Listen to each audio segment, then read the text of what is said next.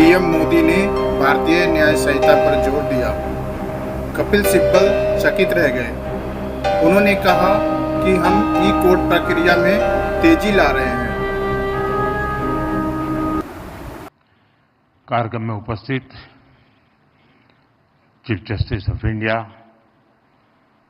D.Y.. Chandrachud ji, justice Shri Sanjiv Khanna ji, justice B R. Gavai ji, देश के कानून मंत्री Arjun Ram Meghwal ji, attorney general R. Venkat Ramani ji, supreme court bar council के अध्यक्ष श्रीमान Kapil Sibal ji, bar council of India के अध्यक्ष भाई मनन कुमार मिश्रा जी, सुप्रीम कोर्ट के सभी जजेस, हाई कोर्ट के चीफ जस्टिस, डिस्ट्रिक्ट जजेस, अन्य महानुभाव, देवी और सज्जनों, आप लोग इतने गंभीर हैं तो उसमें मुझे लगता है समारोह भी बड़ा गंभीर है।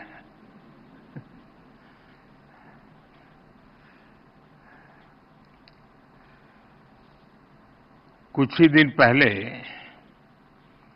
मैं राजस्थान हाई कोर्ट के प्लेटिनम जुबिली सेरेमनी में गया था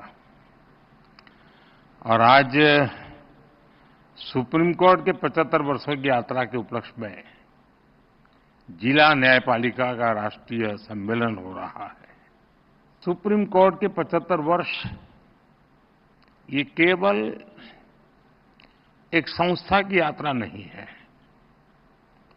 ये यात्रा है भारत के संविधान और संवैधानिक मूल्यों की। ये यात्रा है एक लोकतंत्र के रूप में भारत के और परिपक्व होने की। और इस यात्रा में हमारे संविधान निर्माताओं का, न्यायपालिका के अनेकों मनीषियों तक का योगदान बहुत महत्वपूर्ण रहा है। इसमें पीढ़ी दर पीढ़ी उन करोड़ों देशवासियों का भी योगदान है जिन्होंने हर परिस्थिति में न्यायपालिका पर अपना भरोसा अडिग रखा है।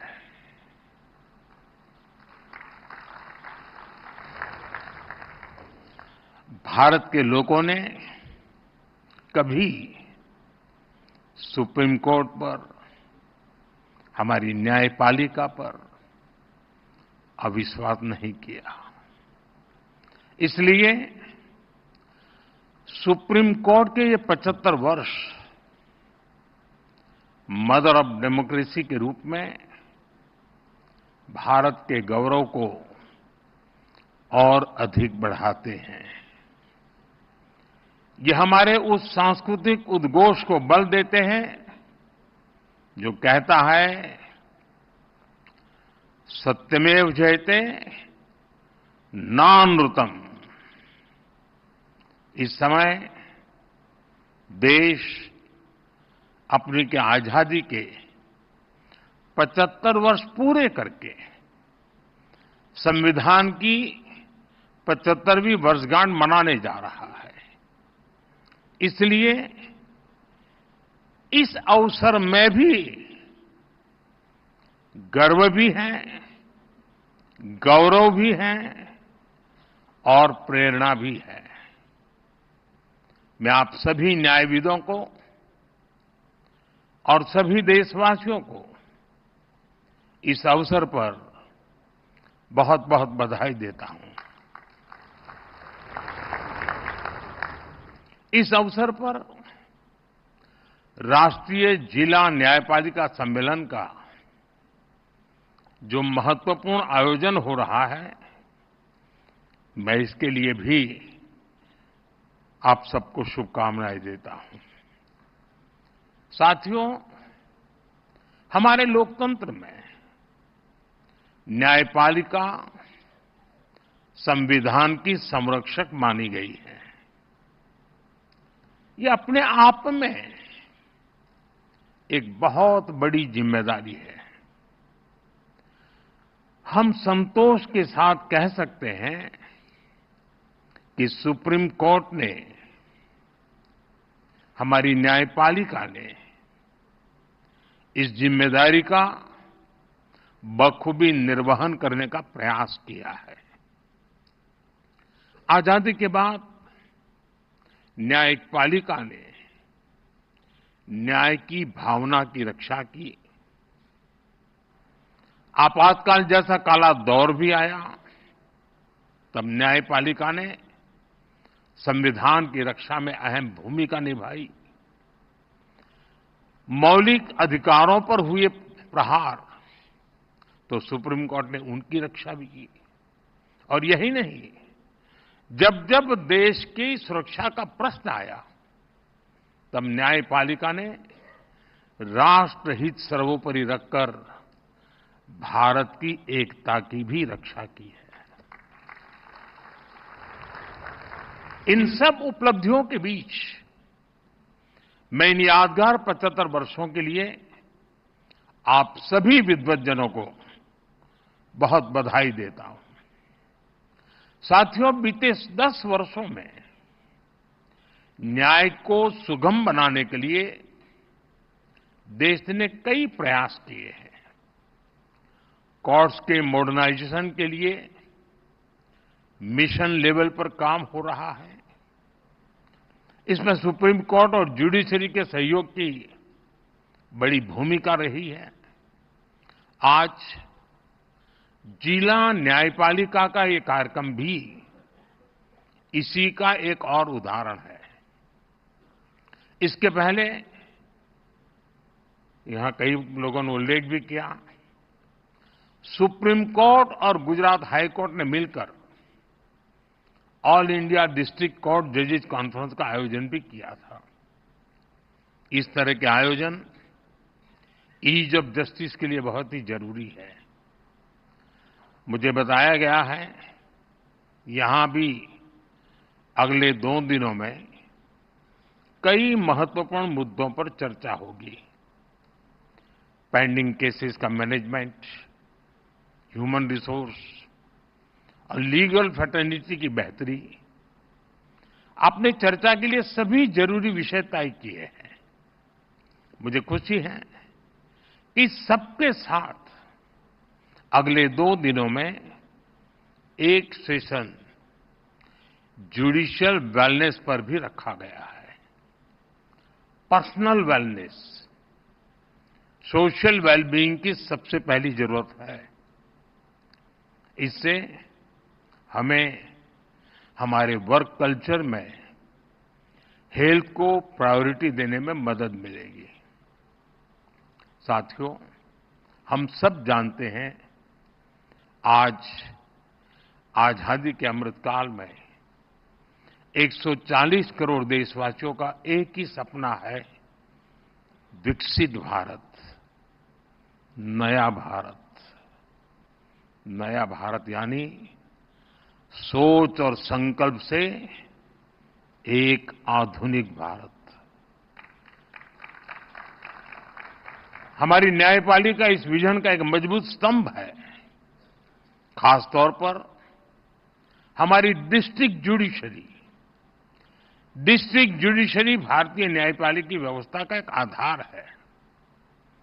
देश का सामान्य नागरिक न्याय के लिए सबसे पहले आप ही का दरवाजा खटखटाता है।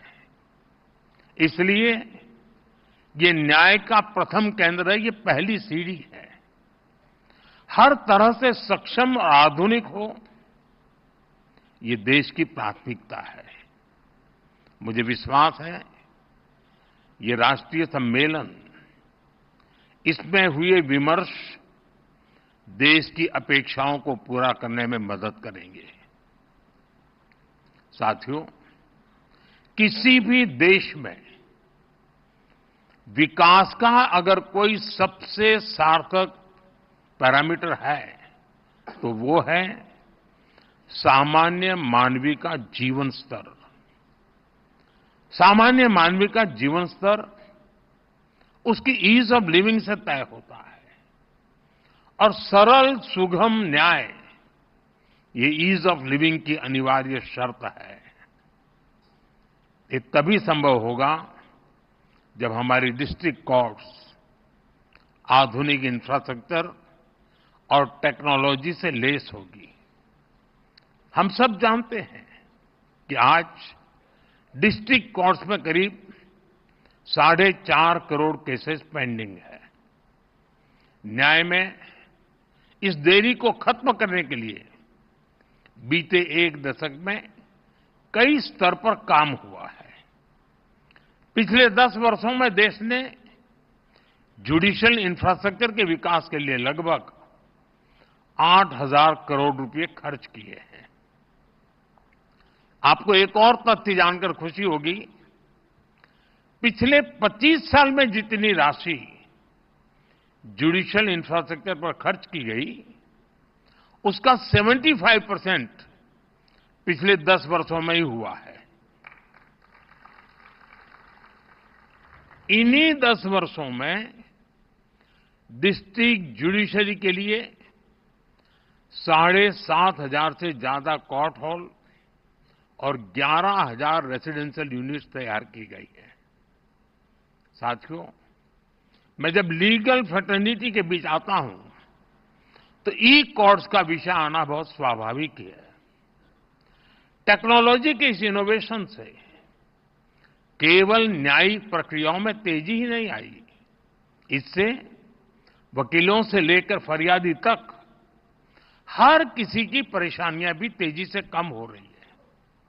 आज देश में अदालतों का डिजिटाइजेशन किया जा रहा है और जैसा कि मैंने कहा, इन सभी प्रयासों में सुप्रीम कोर्ट की ई कमेटी अहम भूमिका निभा रही है। साथियों, पिछले वर्ष ई कोर्ट्स प्रोजेक्ट के तीसरे फेज को भी स्वीकृति मिली है। हम एक यूनिफाइड टेक्नोलॉजी प्लेटफॉर्म तैयार करने की दिशा में आगे बढ़ रहे हैं। इसके तहत artificial intelligence, optical character recognition जैसी उभरती हुई टेक्नोलॉजी का इस्तेमाल होगा। हम पेंडिंग केसेस का एनालिसिस कर सकेंगे, भविष्य के मुकदमों का भी अनुमान लगा सकेंगे। पुलिस, फॉरेंसिक, जेल और कोर्ट टेक्नोलॉजी इनको इंटीग्रेट भी करेगी और इनके काम को स्पीड अप भी करेगी। हम ऐसी न्याय व्यवस्था की ओर बढ़ रहे हैं जो पूरी तरह से फ्यूचर रेडी हो गई। साथियों, आप जानते हैं, बड़े बदलाव में इंफ्रास्ट्रक्चर और टेक्नोलॉजी के साथ ही नियमों, नीतियां और नीयत की भी भूमिका होती है। इसलिए आजादी के 7 दशक बाद देश ने पहली बार हमारे कानूनी ढांचे में इतने बड़े और अहम बदलाव किए हैं। भारतीय न्याय संहिता के रूप में हमें नया भारतीय न्याय विधान मिला है। इन कानूनों की भावना है citizen first, dignity first and justice first. हमारे क्रिमिनल लॉज शासक और गुलाम वाली कॉलोनियल सोच से आजाद हुए हैं। सेडिशन जैसे अंग्रेजी कानूनों को खत्म किया गया है। न्याय संहिता की सोच नागरिकों को सजा देगा, यही एकमात्र नहीं है, लेकिन नागरिकों को सुरक्षा देना भी है। इसलिए एक और महिलाओं और बच्चों के खिलाफ होने वाले अपराधों पर सख्त कानून बने हैं। दूसरी ओर पहली बार मामूली अपराधों में सजा के तौर पर कम्युनिटी सर्विस का प्रावधान किया गया है। भारतीय साक्ष्य अधिनियम के तहत सबूत के तौर पर इलेक्ट्रॉनिक और डिजिटल रिकॉर्ड को भी मान्यता मिली है। भारतीय नागरिक सुरक्षा संहिता के तहत इलेक्ट्रॉनिक मोड में समन भेजने की व्यवस्था बनाई गई है। इससे न्यायपालिका पर पेंडिंग केसेस का बोझ भी कम होगा। मेरा आग्रह होगा, सुप्रीम कोर्ट के मार्गदर्शन में डिस्ट्रिक्ट जुडिशरी को इस नई व्यवस्था में ट्रेन करने के लिए नए इनिशिएटिव्स भी जरूरी है। हमारे जजेस और वकील साथी भी इस अभियान का हिस्सा बन सकते हैं। जनता भी इस नई व्यवस्था से परिचित हो, इसमें भी हमारे वकील और बार एसोसिएशन का अहम रोल है।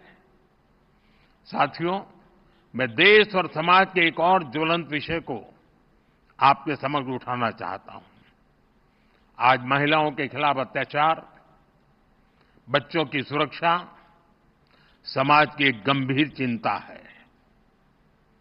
देश में महिलाओं की सुरक्षा के लिए कई कठोर कानून बने हैं। 2019 में सरकार ने फास्ट ट्रैक स्पेशल कोर्ट की स्थापना की योजना बनाई थी।